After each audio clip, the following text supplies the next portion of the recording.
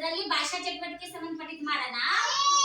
ಈಗ ಕೋಸಂಬರಿ ಮಾಡ್ತಾರಲ್ಲ ನಿಮ್ಮ ಮನ್ಯಾಗ ಫಂಕ್ಷನ್ ಇದ್ದಾಗ, ಆಮೇಲೆ ಹೋಳಿಗೆ ಮಾಡಿದ್ರದಾಗ ಅವಾಗ ಅದ್ರೊಳಗೆ ಹಚ್ಕೊಂತಿರ್ತಿಲ್ಲ ಕೋಸಂಬರಿ. ಅದಕ್ಕ ಕೋಸಂಬರಿ ಮಾಡಕ್ಕ ಏನೇನ್ ಬೇಕು? ಗಣಪನ ಹಬ್ಬ ಇದ್ದಾಗ ಅವೆಲ್ಲ ಮಾಡ್ತೀವಿಲ್ಲ.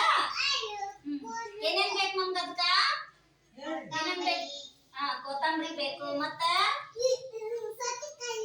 ಸೌತೆಕಾಯಿ ಬೇಕು, ಮತ್ತ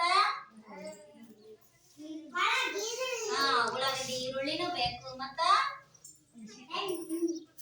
ಮೆಣಸಿನಕಾಯಿ ಬೇಕು. ಫಸ್ಟ್ ಇವನ್ನೆಲ್ಲ ಹಾಕ್ಬೇಕಂದ್ರೆ ಏನ್ ಬೇಕು ನಮ್ಗೆ? ಹೆಸರು ಕಾಳು ಬೇಕು. ಅದನ್ನ ಹೆಸರು ಕಾಳು ಅಥವಾ ಹೆಸರು ಬೇಳೆ, ಅದನ್ನ ಫಸ್ಟ್ ಏನ್ ಮಾಡ್ತಾರೆ? ಹೆಸರು ಬೇಳೆನ ನೆನೆ ಹಾಕ್ಬೇಕು.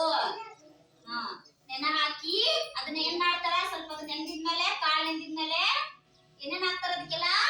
ಈಗ ಹೇಳಿದ್ರಲ್ಲ, ಹೇಳ್ರಿ ಏನೇನ್ ಹಾಕ್ಬೇಕು?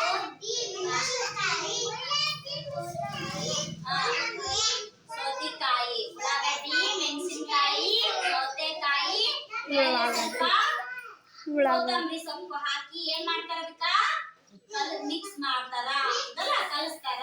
ಕಲಸಿ ಅದು ರುಚಿ ಬರ್ಬೇಕಂದ್ರೆ ಏನ್ ಹಾಕ್ಬೇಕು? ಅದಕ್ಕೆ ಏನ್ ಹಾಕ್ಬೇಕು? ಉಪ್ಪು ಹಾಕ್ಬೇಕು. ಉಪ್ಪು ಹಾಕಿದ್ರೆ ಏನಾಗುತ್ತೆ? ಅದು ಟೇಸ್ಟ್ ಆಗುತ್ತೆ. ಚಪಾತಿ ಇನ್ನೊಮ್ಮೆ ಹೇಳ್ರಿ. ಕೋಸಂಬರಿ ಮಾಡ್ಬೇಕಂದ್ರೆ ಏನೇನ್ ಬೇಕು?